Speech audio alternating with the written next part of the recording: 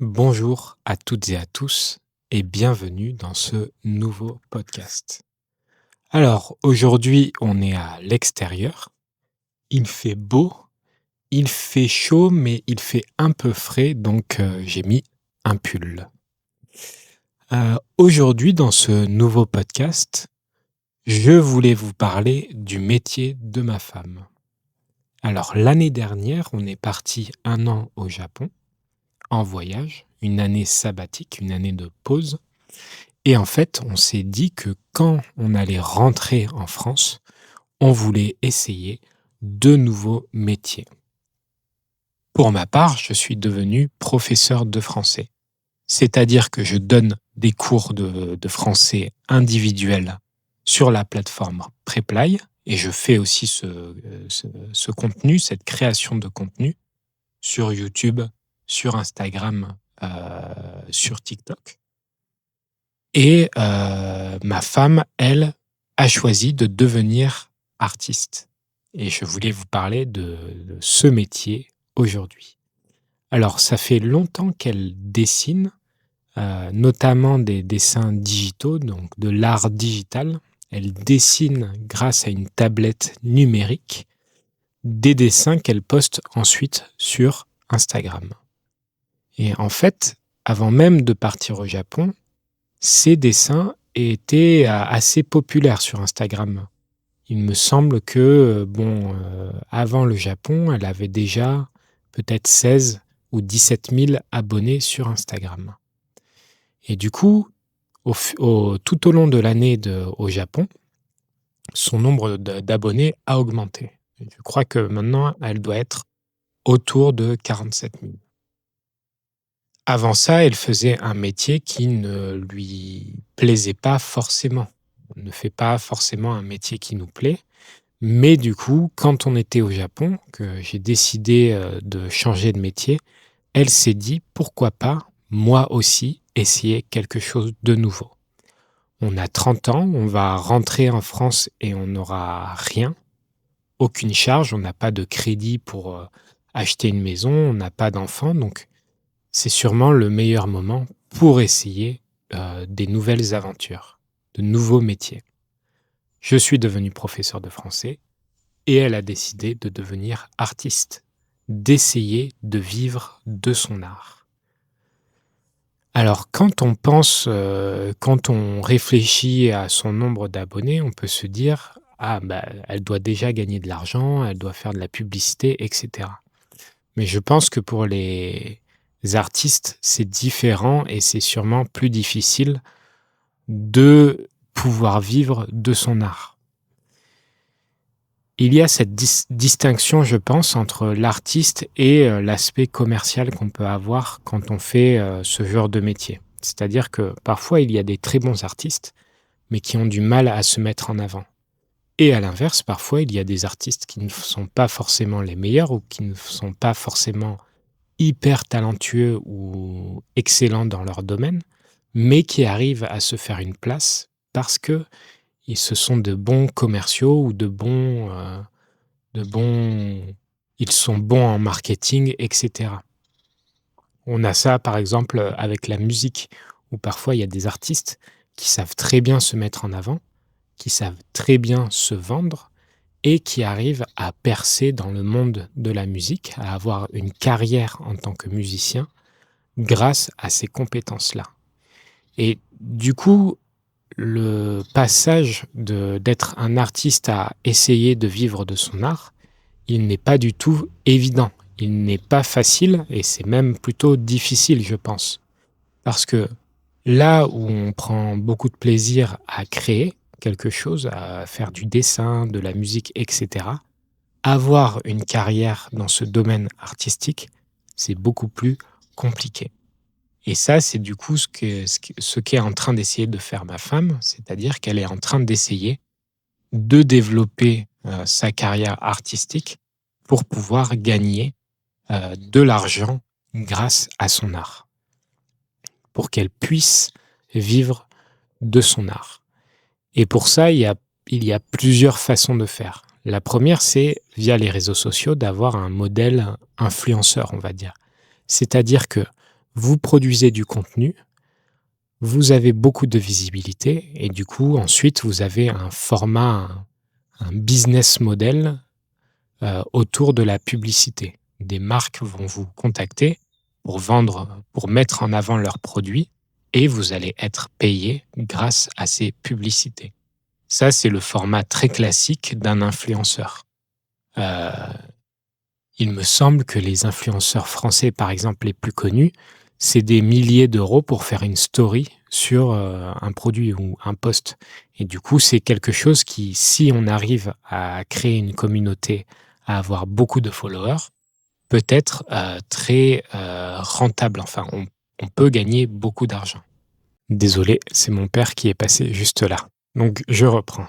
Ça peut être, ça peut être, ça peut faire gagner beaucoup d'argent d'avoir une très grosse communauté et voilà, d'avoir ce format publicitaire. Et je pense que quelqu'un comme Kim Kardashian, par exemple, se porte très bien et qu'elle n'a pas de problème d'argent. Donc ça, c'est le modèle publicitaire. Et après, mais dans le cadre de l'art, c'est assez difficile parce qu'on met en avant on va mettre en avant notre art, enfin les artistes vont mettre en avant leur art et ce n'est pas forcément un contenu qui est très engageant. C'est pas comme quelqu'un qui se met en avant. Quand quelqu'un se met en avant, quand un influenceur se met en avant, il est facile de s'imaginer, voilà, être ami avec cette personne et on va avoir tout ce qu'on appelle le parasocial. C'est-à-dire que les personnes qui suivent un influenceur vont avoir l'impression de bien connaître cette personne, alors que l'inverse n'est pas du tout vrai. Donc, quand on est artiste, ça, c'est très difficile parce que réussir à créer une communauté autour de juste de l'art, c'est très compliqué. Et du coup, il y a un autre moyen de gagner sa vie, c'est en vendant des produits, en vendant du merchandising ou en vendant des illustrations, des peintures. Quand on réfléchit, voilà, on s'imagine qu'un peintre, il va faire une peinture, qui va la vendre et qui va gagner sa vie comme ça. Sauf que, bon, déjà, réussir à faire une œuvre, c'est compliqué, ça prend beaucoup de temps. Mais ensuite, ça veut dire que pour que ce soit viable économiquement, il faudrait que ce peintre, cet artiste, vende beaucoup de peintures ou vende très cher une peinture. C'est pareil pour la musique. Quand vous faites de la musique maintenant, si vous avez plusieurs sources de revenus, soit vous vendez des disques, soit vous faites beaucoup de streams, on va vous rémunérer au nombre de streams que vous faites sur Spotify par exemple. Et après, il y a toute la partie concert où les gens vont payer pour venir vous voir en concert et du coup, vous allez gagner de l'argent par ce biais-là.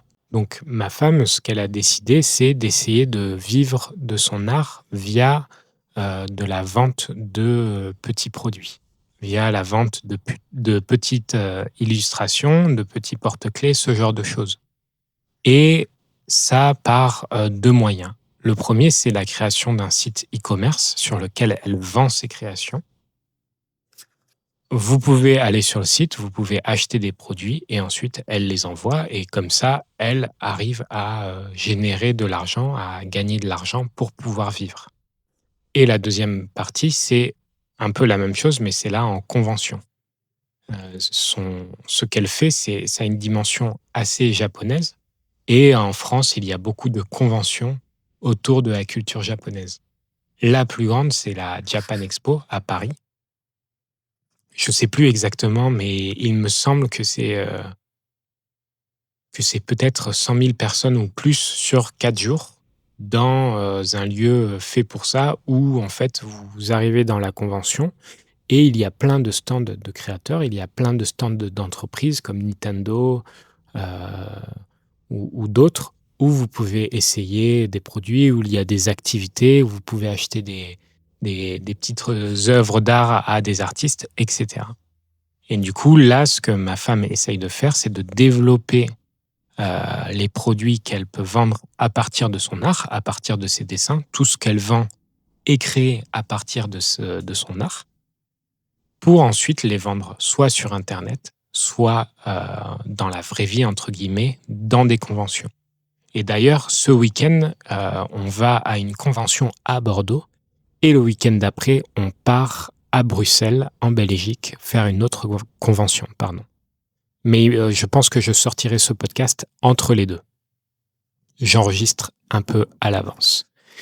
Et du coup, voilà, c'est ça qu'elle est en train d'essayer de faire, c'est-à-dire qu'elle continue de dessiner, elle continue de prendre du plaisir à créer, mais derrière, il faut qu'elle réussisse à vendre des choses en lien avec son art, à commercialiser, entre guillemets, son art, pour pouvoir en vivre, pour pouvoir tous les mois recevoir de l'argent et pouvoir payer le loyer, payer les courses, etc. En sachant que moi aussi, du coup, mon salaire est peut-être plus instable, étant donné que j'ai tout démarré de zéro pour mes cours de français. Donc voilà à peu près, je voulais parler de ça parce que je trouvais ça intéressant. C'est une dimension qu'on a du mal à avoir quand on est en dehors de tout ce monde artistique. C'est-à-dire que quand on n'est pas forcément très familier avec l'art, on va se dire, bon, bah, soit tu es un peintre reconnu, mondialement reconnu, et tu vas vendre une toile, une peinture à des milliers, voire des millions d'euros, et ce sera bon comme ça. Mais je pense que voilà, il y a beaucoup d'artistes, de petits artistes, qui ne sont pas du tout dans cette dynamique-là. Et je pense que c'est pareil avec la musique. Vous avez plein de groupes de musique qui font quelques streams sur les plateformes de streaming, qui arrivent à générer un petit revenu, mais qui derrière aussi réussissent à gagner leur vie via leurs tournées, via leurs concerts, via les tickets qu'ils peuvent vendre, via le merchandising, hein, des t-shirts, des CD, des vinyles, etc. Et donc, je trouve ça intéressant de se mettre un peu dans cette peau-là, de se mettre à la place de ces personnes pour voir un peu la difficulté que c'est d'être artiste. Je pense que on peut, d'un point de vue extérieur, on peut avoir l'impression que être artiste, c'est faire ce qu'on veut, ce qu'on aime, sans trop se poser de questions, pardon. Alors que c'est plutôt l'inverse, c'est qu'il faut réussir à avoir une dimension commerciale sur quelque chose qu'on aime faire, et du coup, parfois, c'est assez difficile. On a facilement, je pense, ce dilemme entre faire quelque chose qui nous plaît à 100% et faire quelque chose qu'on pense pouvoir vendre facilement ou vendre plus facilement. Typiquement, si vous faites de la musique, vous allez vous dire soit je fais un truc hyper spécifique, je compose une musique hyper spécifique qui correspond vraiment à ce que j'aime, ou je vais essayer de faire quelque chose de plus commercial, une musique plus mainstream, parce que je pense que ça va plaire à plus de monde. Et ça, bon, c'est le dilemme éternel, je pense, des artistes. C'est-à-dire, qu'est-ce que je veux vraiment faire et comment je peux gagner ma vie. Donc voilà, ce sont les questions auxquelles ma femme essaye de répondre cette année. Je l'aide, je suis l'assistant sur les conventions.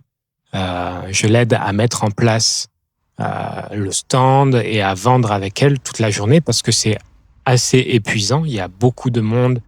On est constamment en train de parler. On est souvent debout. Donc je l'aide pour ça. Et donc là, on va aller à Bordeaux puis à Bruxelles.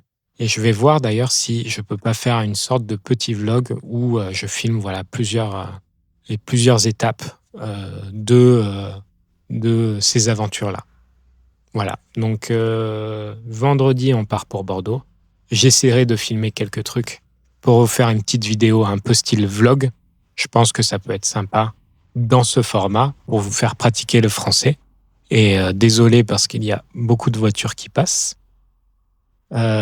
Si vous aimez ce format, n'hésitez pas à me le dire en commentaire. Ce n'est pas du tout écrit, donc ça peut être un peu brouillon. Mais je pense que c'est plus naturel et que du coup, ça sera plus facile. Ça va vous aider à comprendre plus facilement les Français natifs.